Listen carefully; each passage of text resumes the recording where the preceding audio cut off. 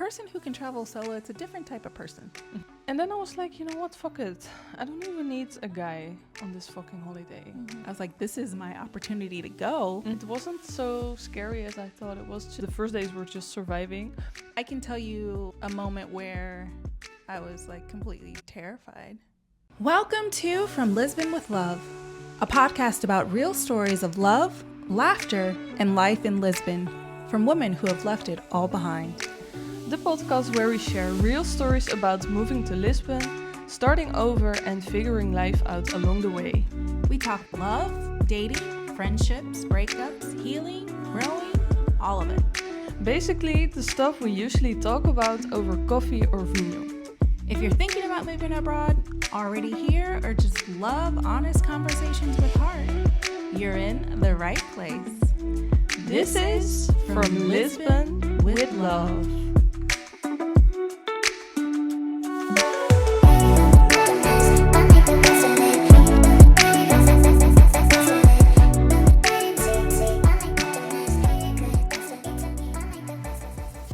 Hello and welcome back. I am April Betts. I'm Anna Shurina. And this is From Lisbon with Love.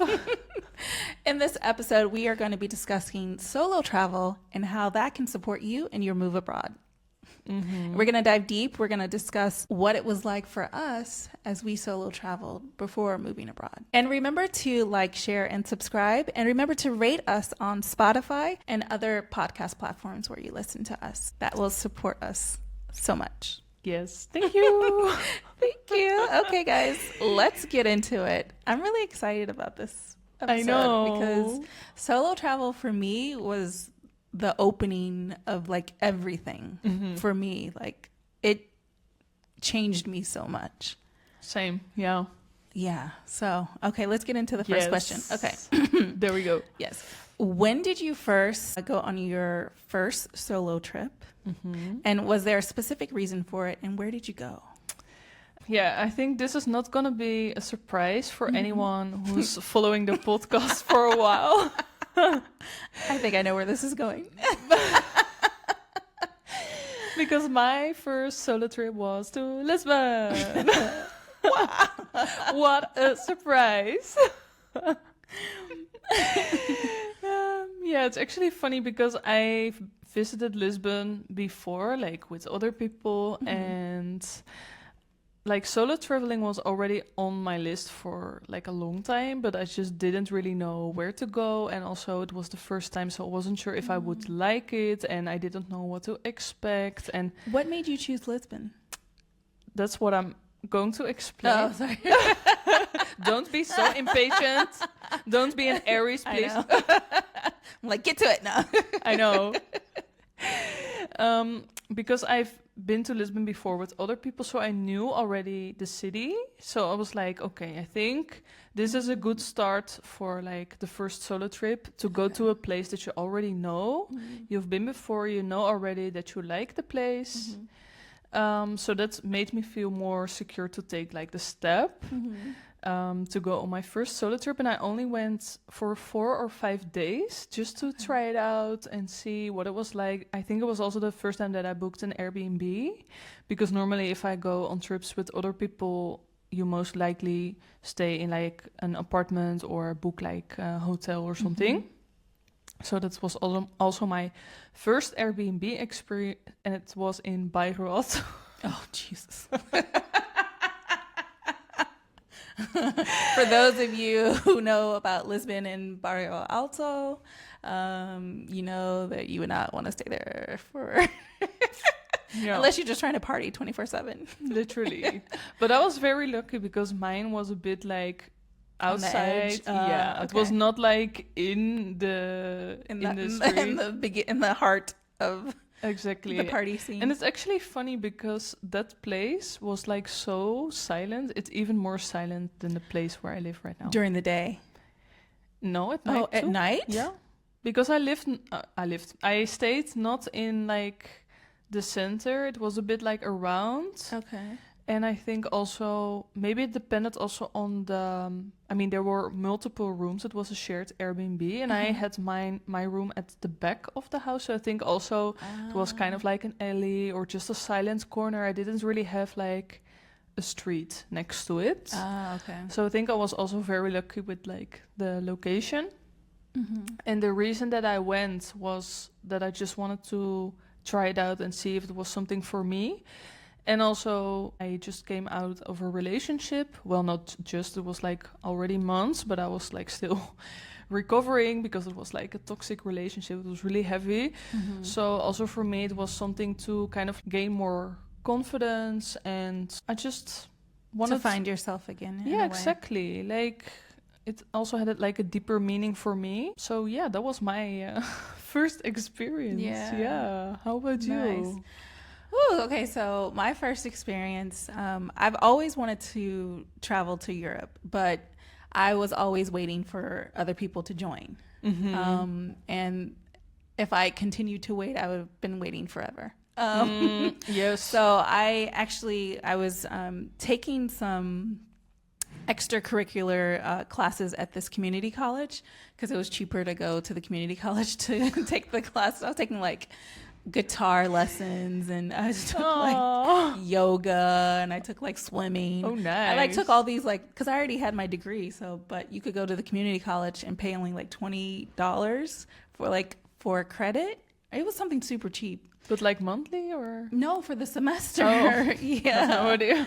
So I took these. I was like, let me take some fun classes. So Ooh. I was in a guitar class, and then the professor had came in. And he was saying, we do this study abroad program where we go to the UK, France, and Spain. We go for 3 weeks, and everything's included in the whole package. And then you basically have to go to classes in each country. So I was like, this is my opportunity to go because if I wait forever, I'm never gonna go. So I was like, I'm gonna go. And then I had just like booked a commercial, so I had the money to pay for it. Oh, nice. So I literally took all the money that I made from the commercial and I paid for this study abroad program. And then we went, it was like in July, and we went to the UK first, and then we went to Paris, and then we went to Madrid. Wow. And it was such an amazing experience. I was with 45 other people that I had never met. And we all like had our own like hotel room. I had to share a hotel room with someone else, and it was such a great experience because I got to meet all these people that I'd never met before, and I was like going to all these new countries and like seeing everything different. Everything was like completely different, and I was like, I fell in love. Like I literally fell in love. Like at first, because we went to London first, and that was the first place, and I was like, oh my God, I love it here. And I really liked London, and I was like, this is so cool. Aww. And then when I went to Paris, I was like, it's very pretty, but I didn't really care for the people. And then when I went to Spain, I was like, oh, I like it here too. But I don't know. It was just like a sense of like, oh, I was like, I could do this on my own, because I started talking to other people, and there was someone else in the group had told me like, oh, I'm going to keep going after we're done here. I'm going to go to Italy. And I was like, you're going by yourself? And she's like, yeah. And she's like, yeah, I'm going to be staying at hostels. And I was like, really? What? And I was like, oh my gosh. So she was telling me all this stuff, and I was like, bet. So as soon as I got back home, I would start researching. I was like, da-da-da-da. And I was like, okay. I was like, where's my next trip? Because I'm going by myself. That's so cool. So that was my first experience. It was amazing. And it literally was the start of me just going everywhere. That's amazing. How long was the trip in total? It was 3 weeks. 3 weeks. And it was so cool because we got to go to the different universities. I went to a university in London and in Madrid where we had to go to classes. And because like I already had my degree and I wasn't going for the classes, like sometimes I'd be like, I'm not going. You were going for the fun. I was just going for the fun. So all the other kids, they like were trying to study because they had to get their degree. And I was like 10 years older than everybody, and everyone thought I was their age. But that's how it still is, right? I know, but it was so funny because I was like, I don't need to go to class. Like, I don't need this class or this letter, this grade. Exactly. Like, I already have my degree, so I'm good. You guys go to class. I'll see you when you get back. But it was fun, though. I did go to some, but some I did not go to. That's so cool. And the other people, were they from like all over the world, or? No, they were from California. Oh, they're all from California. Yeah, they were going to the community college where I was taking the guitar class. Oh, so it was just. But you didn't know them, you said. I right? didn't know them, no, because it was over the whole community college. They like put out like a bulletin, and whoever wanted to go on this study abroad program, you could go, and it could be credit for whatever. Towards whatever degree you're going towards. Okay. But I didn't need any of that. I just wanted to go on the trip. Yeah. And I wanted to go with like a group because this was my first time going to Europe. So I was like, this is the perfect opportunity. I don't know anyone, but I'll get to know them. And, you know, I made a bunch of friends and it was so much fun. That's so cool. I know. That's really a great way also to start, I feel. Yeah. Oh my God. That was the best way to start because after that... You guys never saw me again because I was like, where? There was like, you know, they like, where's Waldo? It was like, where's April? She's on a trip solo. Yes, that was me. Oh, that's so cool. Yeah. What are some misconceptions about solo traveling? Because I feel like there are many. There are many. I would say this: the misconceptions when it comes to hostels is huge. Like. Everyone was like deterring me from staying in hostels, but the majority of the solo travel that I stayed in hostels. And it was the best experience that I've ever had, so much so that I wanted to open my own hostel. Yeah, because it's the perfect place to go, especially when you're solo traveling by yourself, because everyone else at the hostel is by themselves. True. So it's like you immediately have a family because as soon as you go in, they have like all these different events for you to meet people. And of course, everybody has like the pub crawl or the walking tour. But it's like no one knows anyone. So no one can like be cliquey and be like, oh, I'm just hanging out with my friends. It's like everybody's like, hey, how are you? Like, hey. So it's like you have immediate friends in a matter of like hours. And it's such an amazing experience. And how the hostels like set everything up, it's just like it's really nice. And I stayed in some hostels that I was like, is this a hostel? Because this looks like a really nice hotel. When I was in Italy, I was like, what the, like, this is nicer than some hotels I've stayed at. Some are really fancy, right? With a pool and just like super. It's like really nice. And of course, like everyone back in the States was like, don't stay at a hostel. Have you seen that movie Hostel? And I was like, no, I'm not watching that movie. Are you kidding me?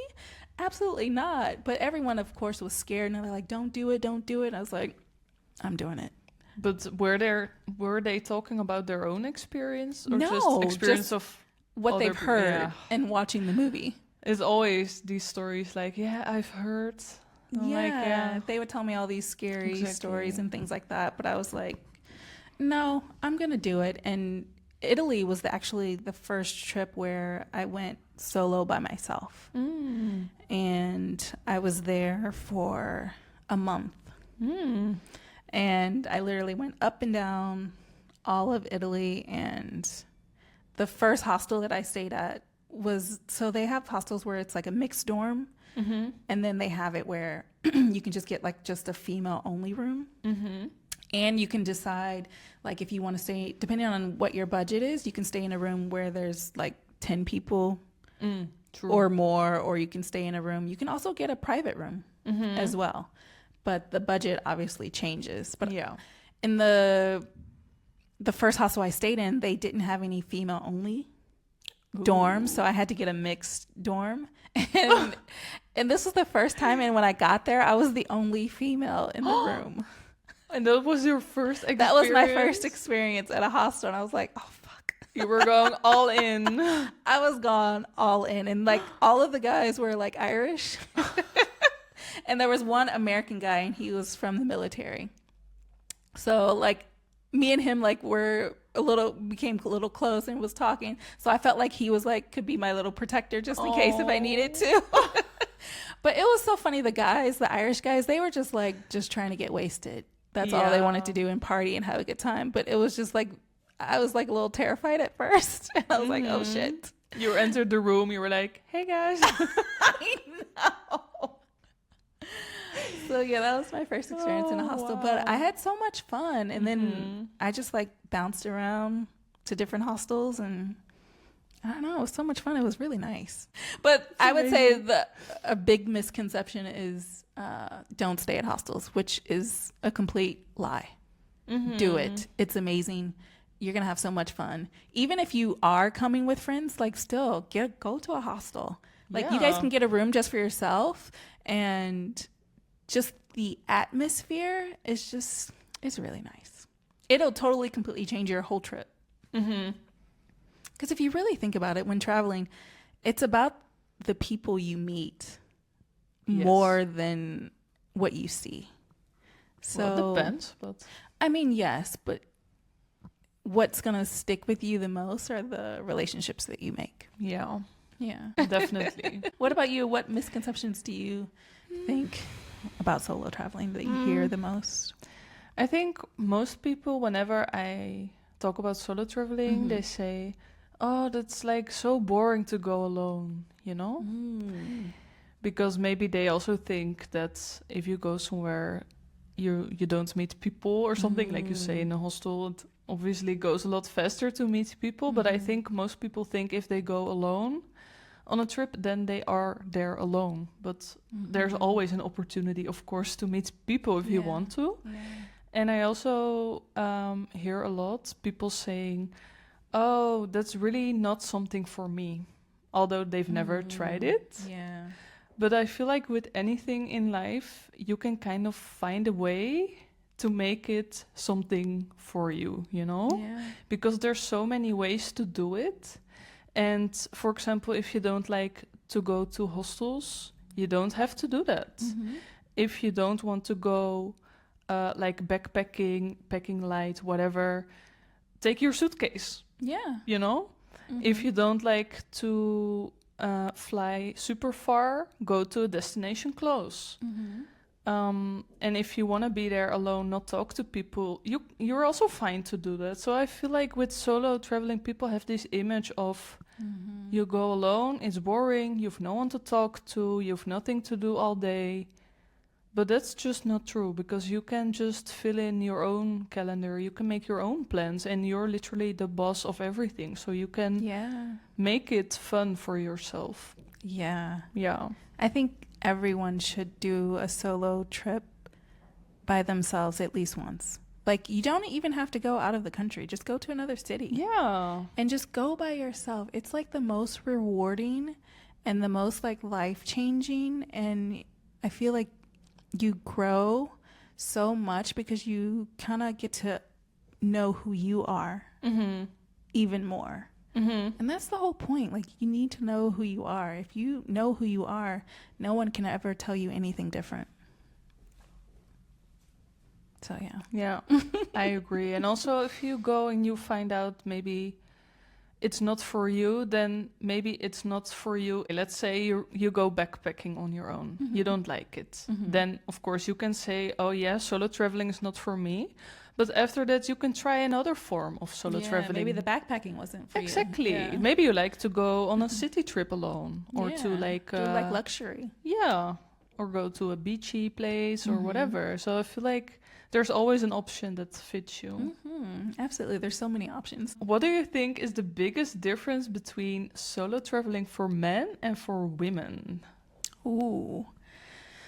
That's a big one. I feel solo traveling for men, I feel like is a lot easier in regards to safety. I feel like men don't have to think about as many things as a woman would have to think about. For a woman, you know, our biggest fear is being sexually assaulted. So, and when you're alone, you are more vulnerable.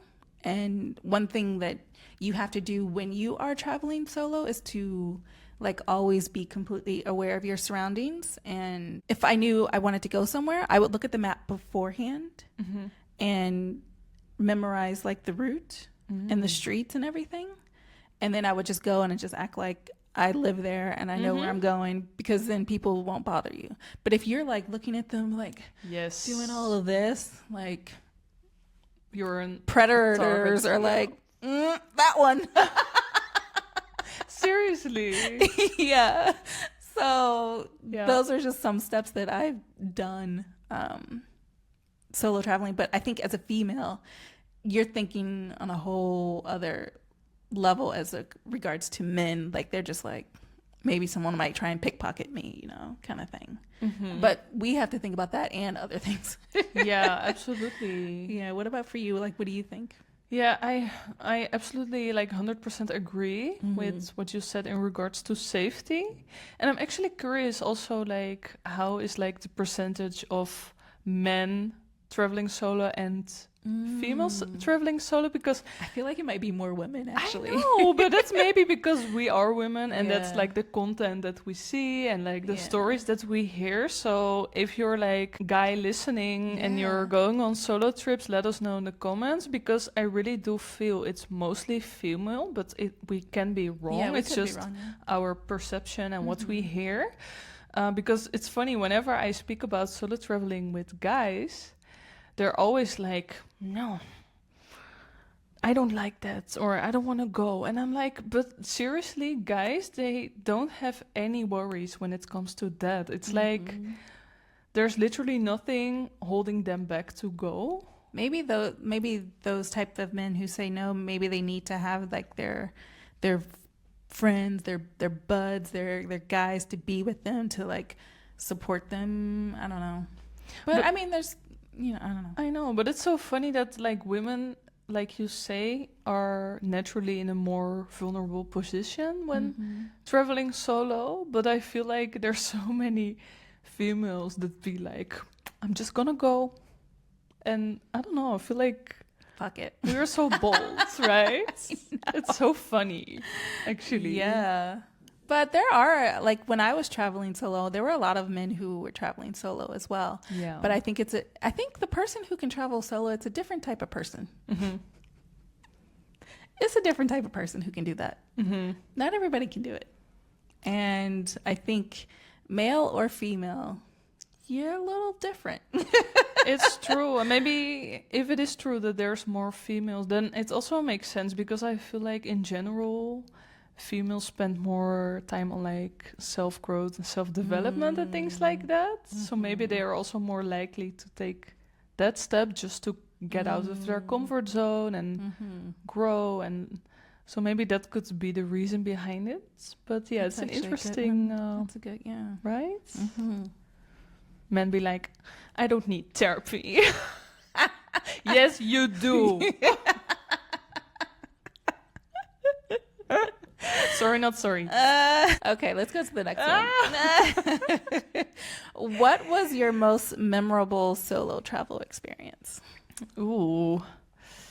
I think there's multiple as always, but if I have to pick one, I think it's me going on a Tinder date in another country, because I was never the type of person that would go on dating apps, and I was also not the type of person that would go on a solo trip. And then I was going on a solo trip and I went on a Tinder date. So that was like far out of my comfort zone. And maybe it was also, I think it was also the first time that I dated like a not Dutch speaking person. So that was another thing to add to the list. And beforehand I was a bit scared, like going on a date in another country and not having like my safety network like close, like who could I call if anything would go wrong, or what if I felt unsafe, you know, all these things. And then I just decided to go. I spoke about it with my friends and they were all like, you know, you only live once, you're young, you should just go, check it out. Just try to meet him during the day, and, you know, what can go wrong, just meet in a public place, of course. So I decided to do that, and it wasn't so scary as I thought. It was just it all flowed. It all was like super natural, and we just went to eat something, and it was just, yeah, like you would go on a date in any other place, but in my head it was such a big thing to do it in another country or something. So yeah, that was one of the most memorable ones for me, because it was actually nice, and even we stayed in touch after that, which I didn't expect because I was there just on a trip. So imagine like that happening on a solo trip. That was like I could never see myself doing that. So That's interesting. Yeah. how about you? Because you've been on, I feel like you've traveled more than I did, maybe solo, and also like further out. So yeah. So I would say my most memorable, the one that touches my heart the most, would be when I went to Africa. I went to Kenya, and I was there for 2 weeks, and I went to volunteer at a school. oh, Yeah. And it was such an interesting experience because the school was outside the city in this like small little village. And the floor at the school was like covered in dirt and like, and you had like an outhouse where you had to go to the bathroom and everything. It was like a hole in the ground, and it's just all these things. And then the kids were just like so amazing, and the kids were just like so like happy, and it was just so interesting to see because like when I showed up, they were all staring at me like so weird, like they had never seen someone that looked like me or something. I'm like, what? I'm like, this is weird. And they like were touching my hair, and I'm like, I have the same hair as you, like I don't understand. But they were just like, they all just like rushed. I have a video actually, but they all like rushed us, and then they were just like, it was just so interesting to see. They were just like so happy to see us, and like the fact that we were foreigners and we came to like this little village to help them in their school. And I don't know, it was such an amazing experience. And then I got to teach them, we would read books to them and do all these different fun games. And then this was the first time I ever like so as solo traveling, I brought so much luggage because I brought all of these supplies and things for the kids to give to them.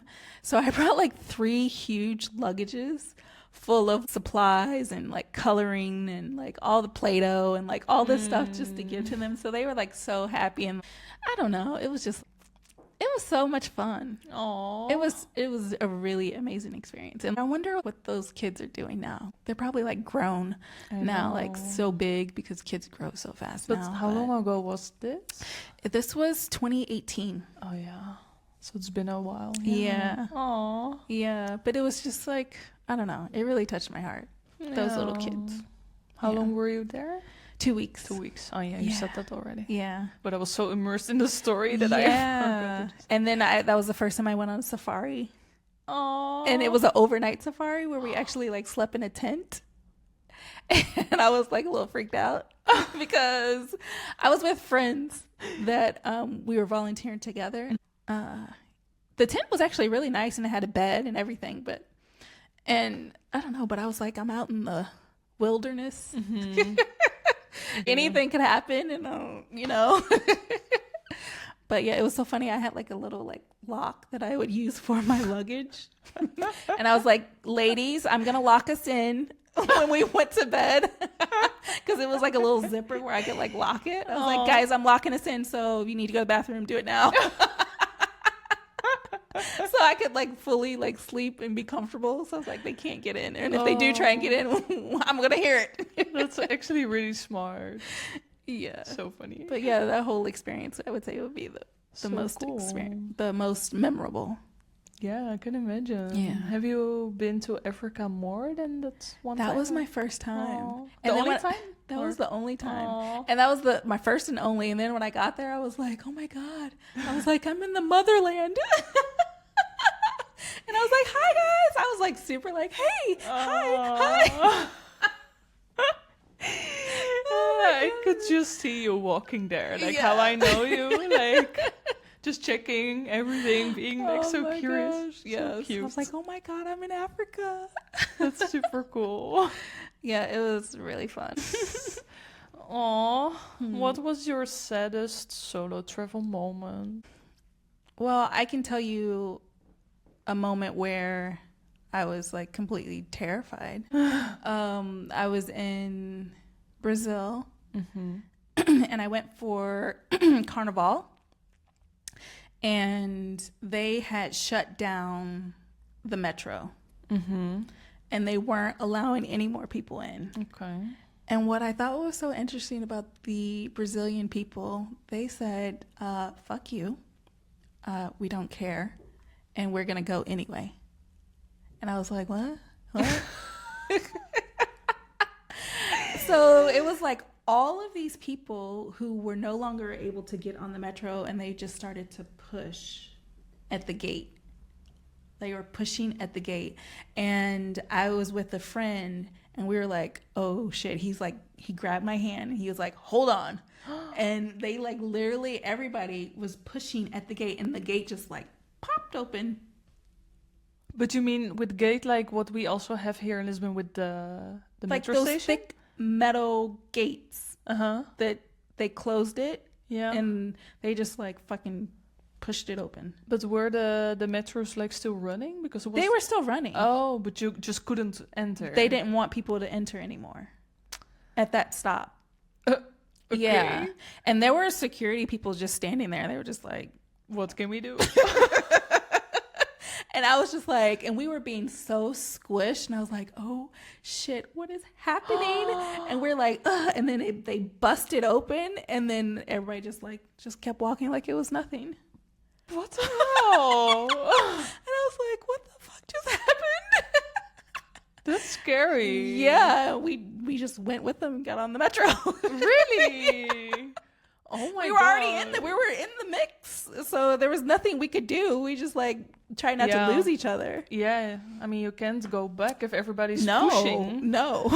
Ooh, that's so scary. So that was like a little scary. Yeah, because it's also like underground, and it's Yeah. like that really would trigger my anxiety. Like a Oh lot. yes, yeah.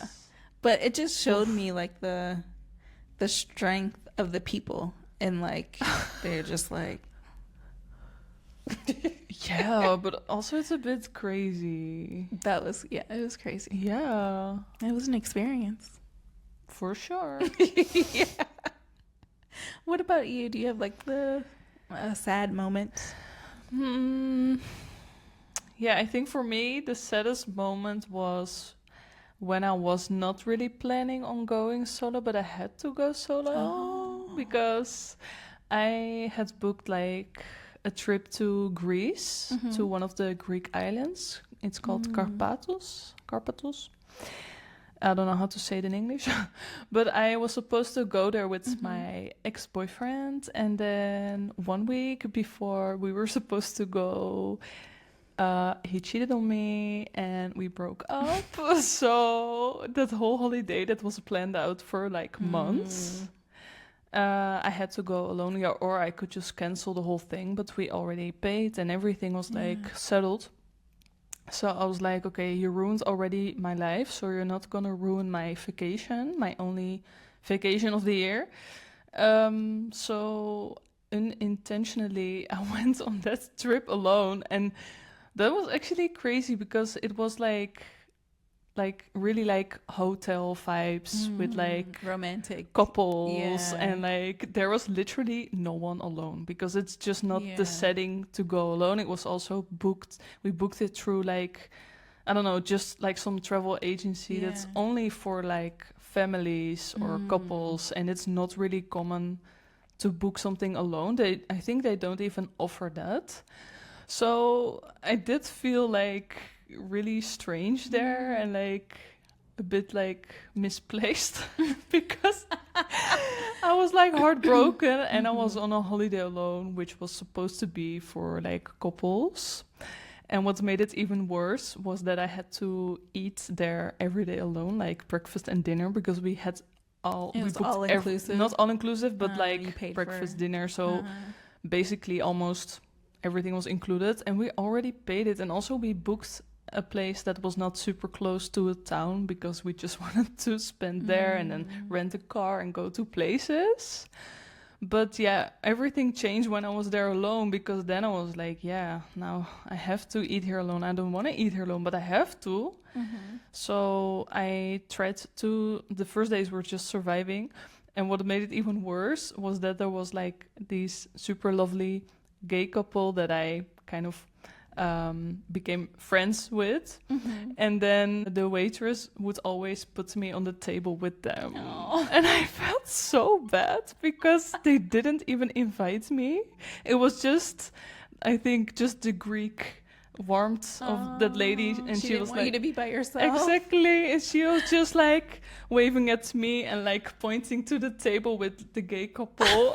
And they were also like, yeah, what can we do? So I did feel like so bad about it. Every time you had dinner, you had to... Almost every time she would just place me on the table with these men.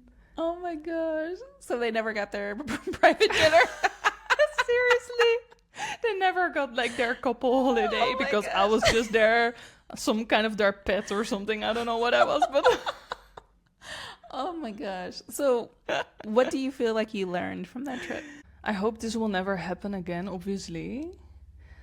But I don't regret it. If I have the opportunity now, I would still go, no matter what. Because I did feel after the first days passed and I was like heartbroken and like it was literally surviving while I was on holiday. It was crazy.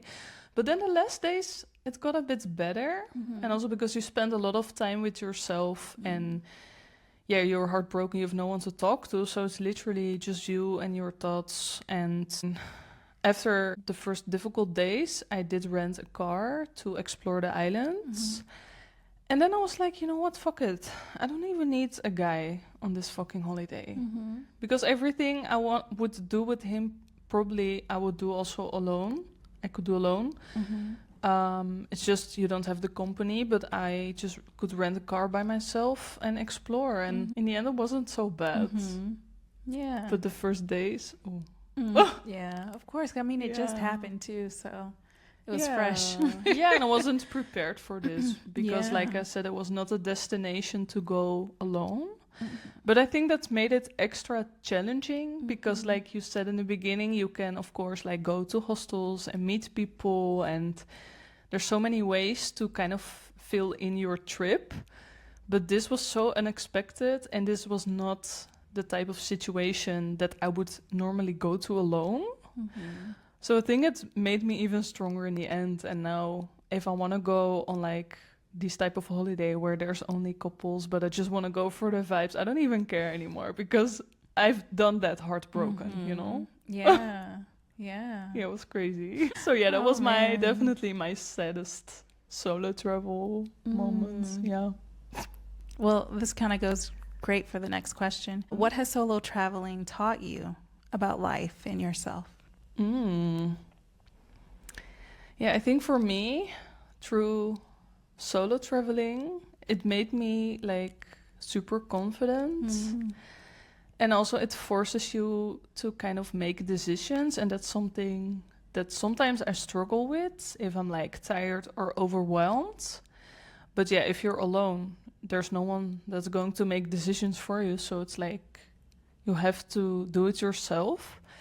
And also what I've learned is that sometimes I was also the type of person that would say, oh, it's not for me. But I just learned that maybe the way I spent my days were not for me, or maybe the area that I stayed in was not for me. So I do feel if you have like a bad experience somewhere, or if it's just not what you expected, it's always the easier option to say it's not for me.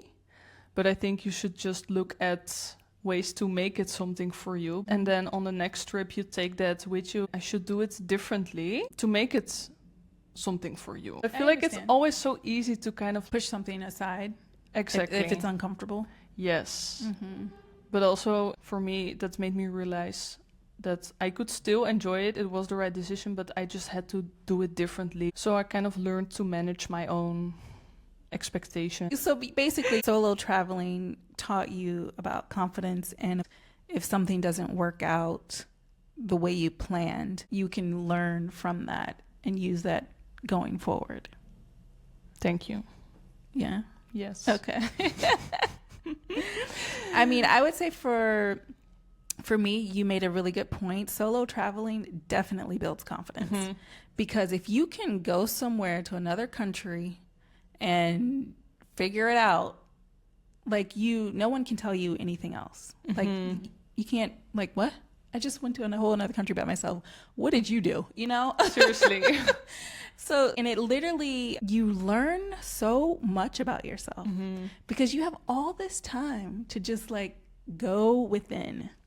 You have no one else that you can like blame for something or say, oh, this person made me feel this way, or this person. No, you're just with yourself. So you can find out what you really love. You can find out what you really hate. You just have the opportunity to really just remember who you are.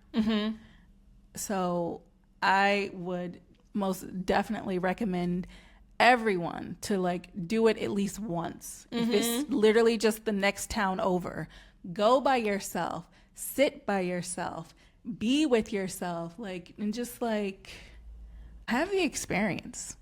Just have it. Absolutely. And if you think of moving abroad, you should most definitely go on a solo trip first. Absolutely. And not only go on like these holiday things, but really go for a longer period, book like an Airbnb, act as you live in the place. That is going to help you so much if you are thinking of moving abroad, because that will literally like tell you so much. Like, I think the fact that I traveled so much by myself all over the world, that literally made moving to a whole other country so much easier, because I kind of already had that foundation of what it's like to be somewhere new and not know anyone or anything. But when I was traveling, it was just like only for a short time. So it's different when it's for like ever. Yeah, absolutely. Yeah, I agree. And I also think, for example, if you only go with people to a place and then move abroad alone, that's just, the step is too big, you know? You need That's a big step. something in between. Absolutely. If you're thinking of ever moving abroad. Yeah. Just to help you to ease into the whole journey. That will definitely support you. For sure. Okay. Well, I guess that was I think pretty much the advice that I think that really leans into the next episode about if you're scared to travel alone, like what advice do we have? Baby steps, literally, like just build up the confidence. Yeah, I think you just have to take the leap. I mean, the first step is always the most scary, even if you go, for example, to just a town in your home country alone. I mean, that's also how I started, basically, because when I was 18, I moved to another city in the Netherlands alone. So that's kind of the first step that I took. But you can also, of course, like go on a solo trip just to a town nearby, go like for 2 days just to try it out. And I think from there you will evolve and always go like a little step further. For me, it was going to Lisbon alone. And then after that, I was like, can also go alone to and then other like places. If you do decide to go outside of your country, and if you're not comfortable at staying at hostels, you can get your own Airbnb or get your own hotel room. But like go on the platforms like Meetup and use that to meet people while you're there. Yeah. But give yourself at least a day or two just by yourself, so you can really be with yourself. Yeah, and also if you want to go on a solo trip and not meet people, that's also fine. Yeah. I mean, it's not like you have to do that. It can be nice, but it's not. I mean, you're the boss on your solo trip, so you can fill it in the way that you want to. And what also really helped me with my solo trips in Lisbon, I'm not really a fan of hostels because I'm a bad sleeper. I need like silence, and I was like, I just can't, because I've slept in hostels with my friends like on school trips and stuff. So I knew already like this is gonna cause me some trouble. So when I would go alone on trips, like later on, I would just book a shared Airbnb. So you have still your own room, you have a little more privacy. But then if there's something that you're unsure about or you're anxious or something, there's always people in the house. Because, for example, my first trip, I didn't know how the key works because in Portugal, the keys, usually they are a bit... Long? long and different, just different than I was used to. So I wasn't sure if I did it right. So I could just knock on the door of Someone else. And be like, hey, can you help me out? Yeah. So I think that's also a great step in between hostels and going fully alone. Yeah, and they also have these co-living places as well now. Yes, but they are really expensive. Are they? Yeah. But so that's another, it's kind of like a hostel, but you have your own room. Yeah, true. Yeah. Yeah. Yeah, and they also have co-work spaces, I heard. You can stay at a co-working? No, they have like down... Oh, you mean the co-living? They have co-working spaces in the... Gotcha. In the building. Gotcha. Yeah, it's not like you're sleeping at your workspace, no. Okay, I was like, what? So if you want to work on your trip, I think that's great. Yeah, a lot of digital nomads, they do the co-living. Yeah. Yeah. Yeah, great tip. All right. All right, guys. Well, thank you so much for joining us in this episode. We hope that you gained something from us that can support you in your journey in moving abroad or just traveling solo traveling. All right, guys. Well, thank you again. And remember to like, share, and subscribe. And we will see you in the next one. And this is From Lisbon with Love. Ciao. Cheers. Thanks for spending this time with us. And for listening to our stories, our laughs, and a few of our growing pains. If this episode resonated with you, share it with someone who needs a little Lisbon love in their life. And don't forget to subscribe, rate, and leave us a review. It helps more hearts find our little corner of the world. From all of us, From Lisbon with Love.